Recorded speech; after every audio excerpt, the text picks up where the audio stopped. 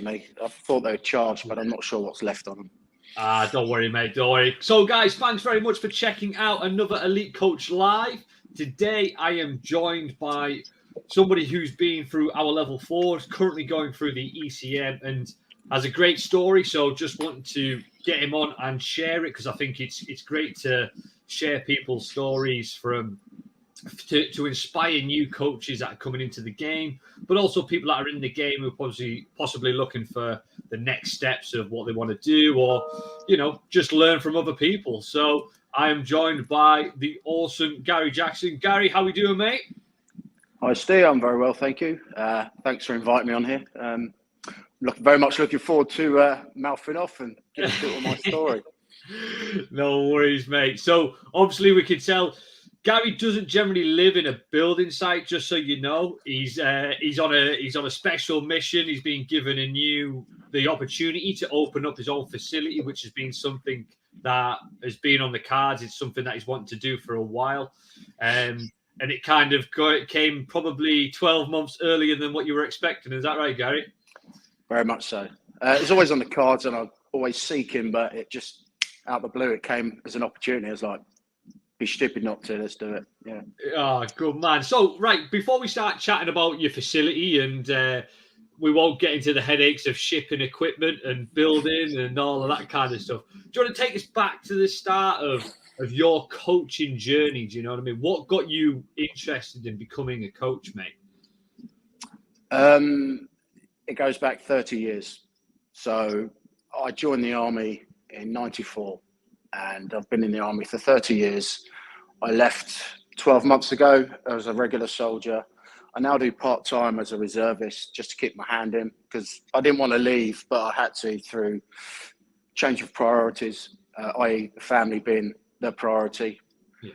I needed to commit some time to them after 30 years. So about 5 years ago, I was thinking, I'm coming to the end of my time now. As in, by my own choice. I still had time to do. What do I want to do? I was interested in keeping fit, staying strong. I had an injury, a lower back injury, which was pretty significant, which meant that my participation in physical fitness within the military was at an end. So I had to find something that could still keep me fit and strong. And I came across CrossFit.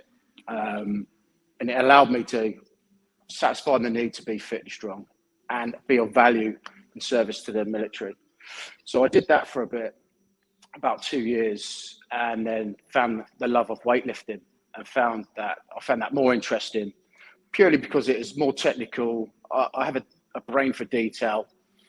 Doesn't mean I'm any good, but I love detail. And because of that, I started weightlifting predominantly. And then I thought, well, I actually enjoy this.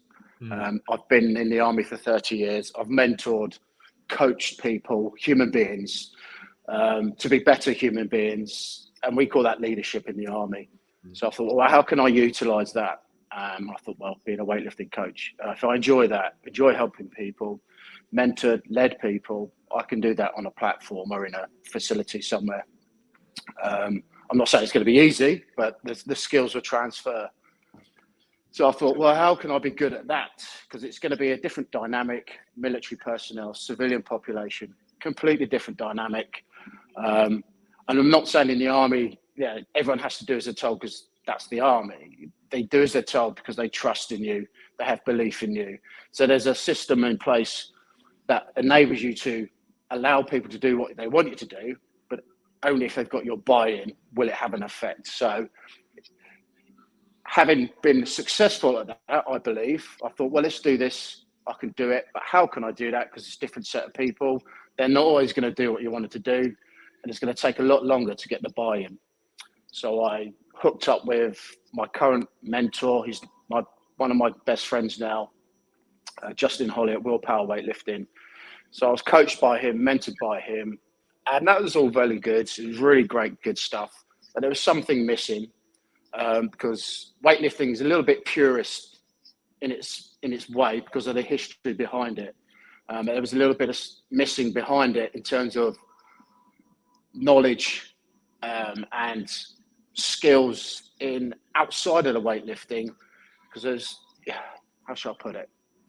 hence why I came across the S&C level 4, because I thought there's stuff in there that I can learn, that I can apply to weightlifting athletes of whatever ability. So that's what linked me into level 4 S&C. And it's all tied up now to where I am now. It's been a 5-year journey. 7 years. 3 to 4 of those years, you could say I've been a coach, but it's only in the last 2 years when I qualify myself as a coach properly. I feel I've got the confidence now to say I'm a coach. Beforehand I was, but now 2 years in, 3, 4, so 3 years back, yeah. So for the last 3 years, I feel like I can say I'm a coach. And to get my place now, it's been a 2-year journey. It's been full of ups and downs, but I've had time to plan it, have an idea, have a vision, have a strategy, understand what it is I need to have that place. And I've had the time to do that, which I've been lucky enough, and I know not a lot of people will have that. So I've been able to everything's now falling into place, and I'm now be able to indulge in my vision. And I'm hoping by being here, I can actually show people that with a vision, a plan, and belief that things will happen. If you put it out there in the universe, something will happen. Yeah. You've just got to have belief that it will happen. And here we are today. Enough waffle from me.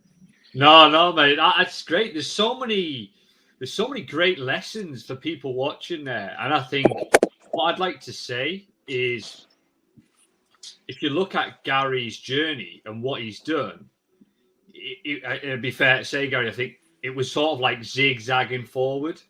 You know, you were kind of, you didn't just wake up one day and say, oh, I want to be an Olympic weightlifting coach. You did years of leadership in the military, did a bit of CrossFit, did a bit of this, and he kind of just zigzagged your way forward. You were always progressing forward, but you found Olympic weightlifting. And I think that's great for other coaches coming into the industry. We're not saying you have to have 30 years in the military.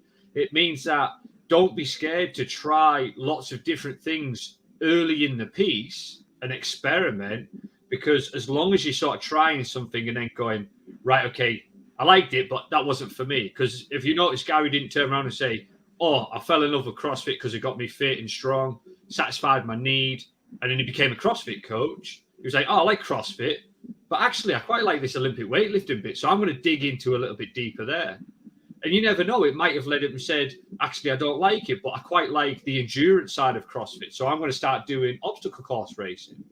But he was always moving forward, and I think that's what's led you to where you are now. So on that, mate, obviously you've got your vision, you've put it out there, the universe give you back. Obviously, you always go back to your level of training. 30 years in the military is going to give you some good things. But obviously, you touched on it a little bit earlier. What do you think is going to be the biggest challenge of transferring coaching people in the military who are probably more open-minded to respecting people in authority and just trusting the process, because 9 times out of 10 they've got a process in place and they follow it? What do you think is going to be the biggest difference there when working with general population?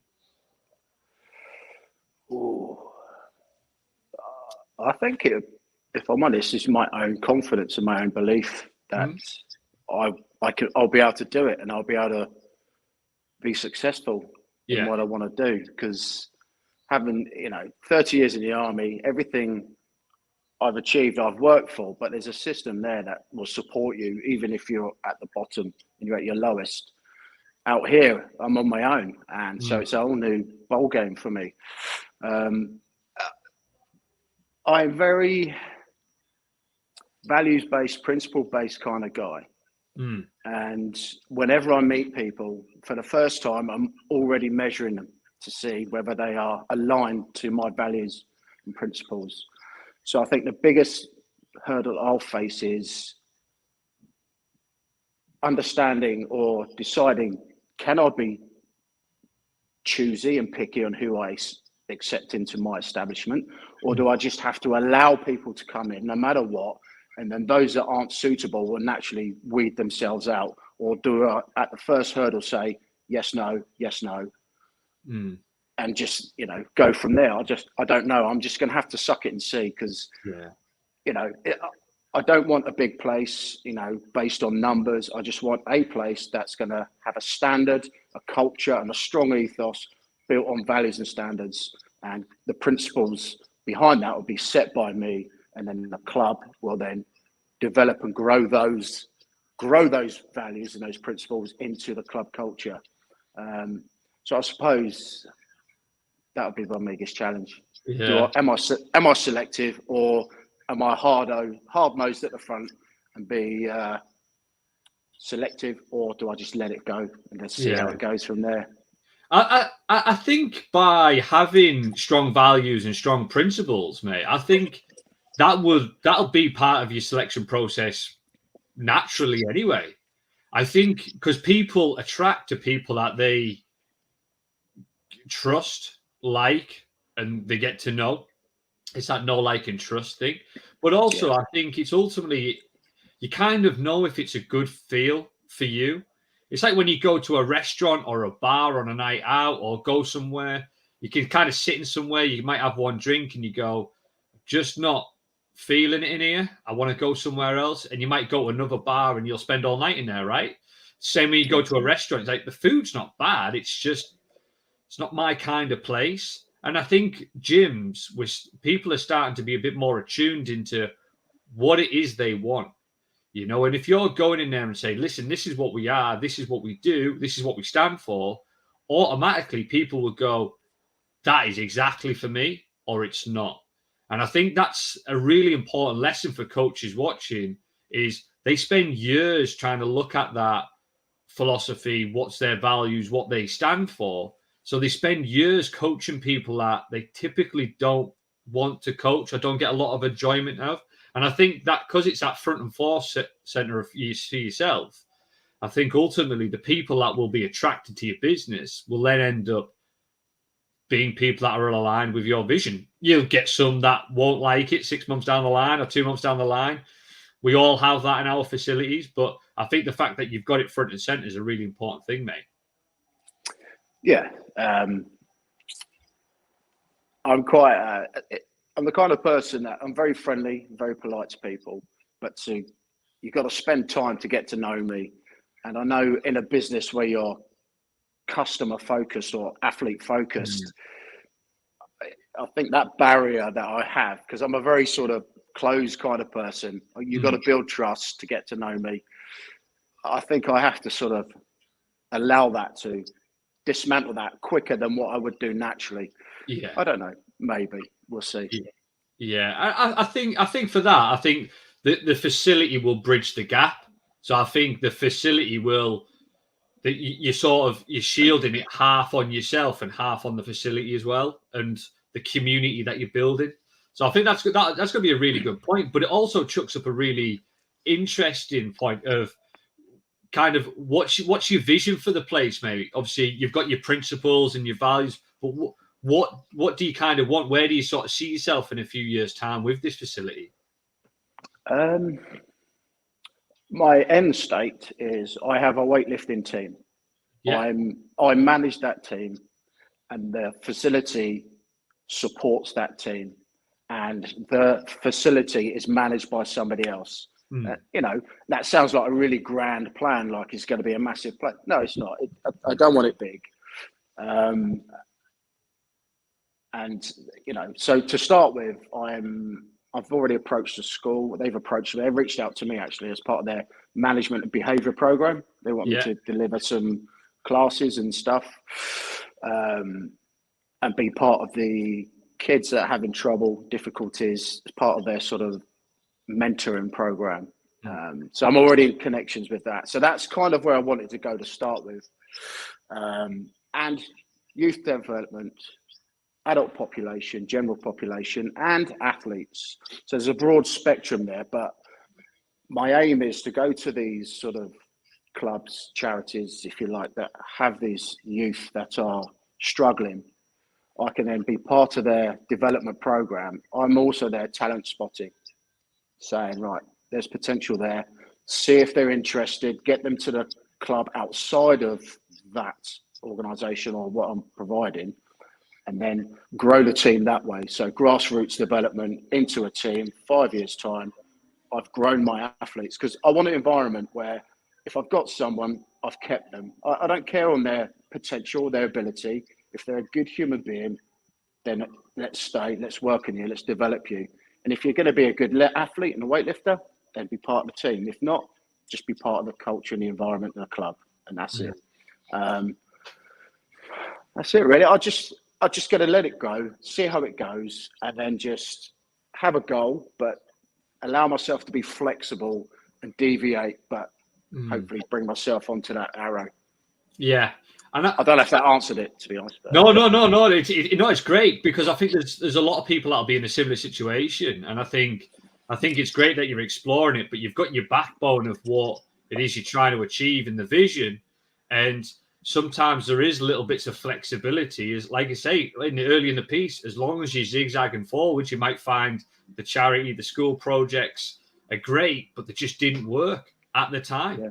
So there might be other stuff that works further down the line, but the ultimate goal of having a team isn't solely dependent on whether the charities, the school give you athletes.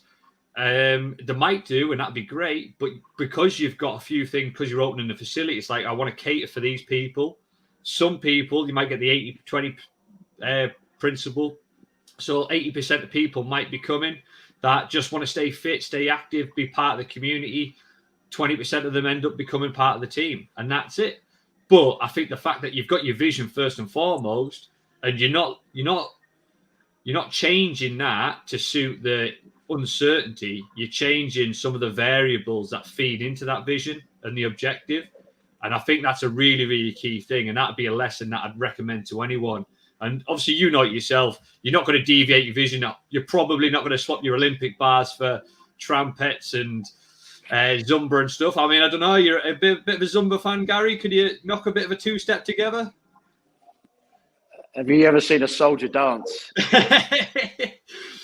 Only if they're inebriated, mate. Only if they're inebriated. we joined the army for a reason. We can't dance. There we go. But I think that's really cool, mate. It's really cool. And so I want to go back to the level 4. So yeah, obviously you had your education in the Olympic weightlifting and stuff like that. Do you feel like the level 4 has helped you, give you a bit of a broader base where it's allowed you to sort of say, actually, I could work with general population or athletic population or youth development, because you've been able to fill some of the gaps around that? It's been very useful where it's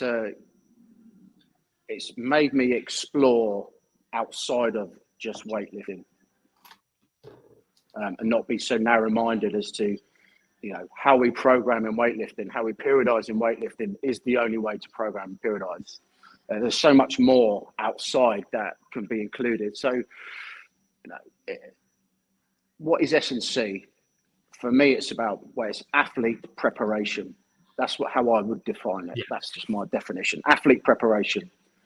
Well, I have athletes, so I've got to prepare them. What else can I use to prepare them? And there's a lot of tools that I've learnt and researched off the back of the level 4 S&C that I've utilised into my programming.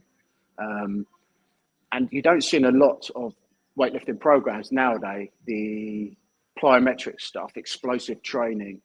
So the level 4, it stirred my interest in that. So, well, Olympic weightlifting, in the explosion, either contact, extension, and in the jerk, it's very explosive. It's very reactive. Well, what are the physical qualities do I need to develop and train in order to enhance that, to express greater results? And because of the level 4 S&C, I've gone out, researched, gone through the modules, had a better understanding, and then through my own practice and application, I've got good results from my athletes. Mm-hmm. Every program I've written is delivered. Mm-hmm. And that doesn't mean I'm great at programming. What it means is I've took the time to learn, understand, and apply it. Because a lot of coaches, I'm not being funny, but even on this group and the ECN, they pose questions like they want the absolute answer. You're never going to get the absolute answer. And there's a key thing that you said to me a while ago. It's, it's in the doing is where you're learning. And by reading, understanding, and then applying it to my programs, I've had results. Now, who's to say that what I've learned and put in the program has worked? I don't know, but the science says, and the results from my program say that something's worked. And I think it's a combination of it all. So, but it also, if you look at, of late, the Chinese weightlifting team, they now employ strength and conditioning coaches to apply methods within their training that they didn't have before. So I'm thinking, well, there's something in my thought process that's correct. So I just explore it deep. And if you look at other methods, other means, it all works. Doesn't work for everybody, but I wouldn't say I have a system, but I definitely have a bias towards various other things. If it wasn't for the level 4 SSC to sort of stir my interest and inquisitiveness, I probably wouldn't be as far into the development of my programming as I am now. So it's opened up doors. And this may be, I don't know how to say it. That's all I have to say on that before I start watching. Yeah. So, yeah. No, mate. It's great. And I think that's the key thing. I think there's 2 points that you highlighted there is it's not about trying to find the absolutes. It's about trying to find the right tool for the right situation. And it sounds like the level 4, feel free to correct me, it's just sort of opened your eyes instead of just saying, right, this is Route 1, Chinatown, we do this and that's it. It's kind of, actually, there's lots of different ways we can develop this and we can change it around. And it sounds like it's just made you a bit more of a versatile coach of just seeing things in a broader brushstrokes. And then you can start to narrow that down, which is exactly what it's there. And you're right. Everybody's always trying to find absolutes and everybody's trying to find, this is the way you do it. This is the way you do it. And it's funny when you see like the Russian weightlifting system and people get the old PDFs out and say, oh, this is the system I'm following. And the next thing you know, you catch up with them 2 months later and they've had no sleep. The shoulders are achy. They're completely battered. And it's like, no, we need to take a system, but we need to have that flexibility and fluidity to meet you where you're at, And I think that's fantastic. It's great that's being able to develop your skill set in that, mate. So that's brilliant. Yeah, I think many coaches forget, what your job is. What is a coach? Define a coach. Everyone has their own definitions of the same words. My definition of a coach is that my job as a coach is to coach the human in front of me and enable them to coach themselves. So come at the end of their journey, or maybe not at the end of the journey, you don't know, they're able to go stay the course on their own, and then knowing that they've got you there by their side if they need you, and they're not dependent on you, reliant on you at every step of the way. So that's how I've adopted, my leadership for soldiering. I've shown them a way. This is what I'd like to see. These are the constraints. Off you go. And then we'll report back and see how we're going, offer you guidance, offer you advice. If you're happy and things are working, well, keep going. Don't change anything if you don't need to change it. I've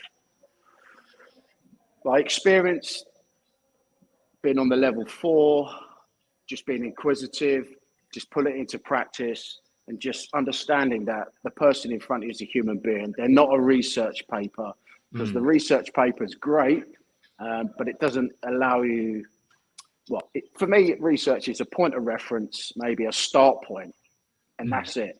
It's not the absolute, because people will read a research paper and they'll be slavishly writing it, the sets and reps and volumes and intensity over this period of time, which is great to start with. But then you've got to have that adaptability of mind to say, right, is this working for this person? Is it not? Well, why not? What do I need to change? And, everyone says, oh, what's your process? What's your system? It's simple. Understand the needs of the athlete, why they're doing it, and then program accordingly, and then adapt it as you go along and reap the rewards. And that's it. No, mate, I love it. Absolutely love it. I think the fact that it's just got that blend of fluidity, it's got the spine to it, and it's ultimately the coaching. You're bringing the nuts and bolts together. You know the principles. You know what works and what doesn't work. But then it's about the grey area of, right, how am I going to get this athlete to do this? Or what if they can't do that? What would I do if they can't do that? And it's just figuring it out and just giving everybody enough so they can discover on their own as well. And that self-discovery is important because that's part of autonomy, and that fits into motivation for training as well, mate. So mate, I absolutely love it. Excellent. Yeah, good stuff. Good man. All I want to say is just during the lockdown, some of your free sessions that you did where you got various business owners on and they went through their journey. And I wrote loads of stuff down, and some of those seminars, because up until that point I was umming and ahhing, but I was still going ahead on my journey, but I was lacking in the belief and confidence. But some of those seminars, at the end of it, I was like, I was about to swear there, sod it. I can do this. I'm going to do it. If that's what I want, I have to do it. Otherwise it will not happen. So honestly, some of those seminars, if it wasn't for them, I probably wouldn't be here now. Yeah. Oh, mate, that's absolutely fantastic to hear. And I hope it has that same impact. And that's why we turn up week in, week out. And obviously you go live every week in the Elite Coach network. We go live through the Elite Coach Lives every Friday for guys watching on social media and stuff as well. Because we really want to make a difference to coaches like you, because we know that if we can impact and empower coaches like you, you're possibly going to go and work with a local school, which would champion young people. You're going to be working with general population, which might, who knows where that's going to lead them, and making a real positive impact in your community. And that's why we do what we do at SCE. And that's why I'm excited every day when I wake up, because I know I'm working for a company that's trying to make a change, mate. So for you to say that, that's great to hear, mate. But I know you've probably got lots of things to do, lots of walls to bring about and sweeping up and chasing dust about and stuff. So, but Garry, it's been an absolute pleasure to listen to your story and some of the lessons that you've shared today. So you say last one, your gym's going to hopefully be open in around about May, did you say, mate? Yeah, May. Early May, maybe mid-May, around about there. That's cool. And if any coaches on here want to sort of connect or come down to the gym around about early May and have a little session, where's best to sort of reach out to you, Garry?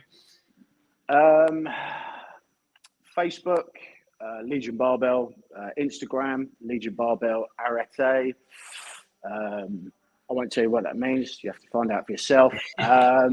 It's one of my values and my principles. Good man, it's Greek. Man. Yeah. And just type in Legion Barbell on the internet and you'll see the website. Just reach out via that way. Nice one. So guys, if you want a great session, then make sure you check out and give Garry plenty of love and support for his new venture. And I can't wait to see what it turns into a few years. But thanks again, Garry, and we'll catch up again very, very soon, mate. Thank you very much.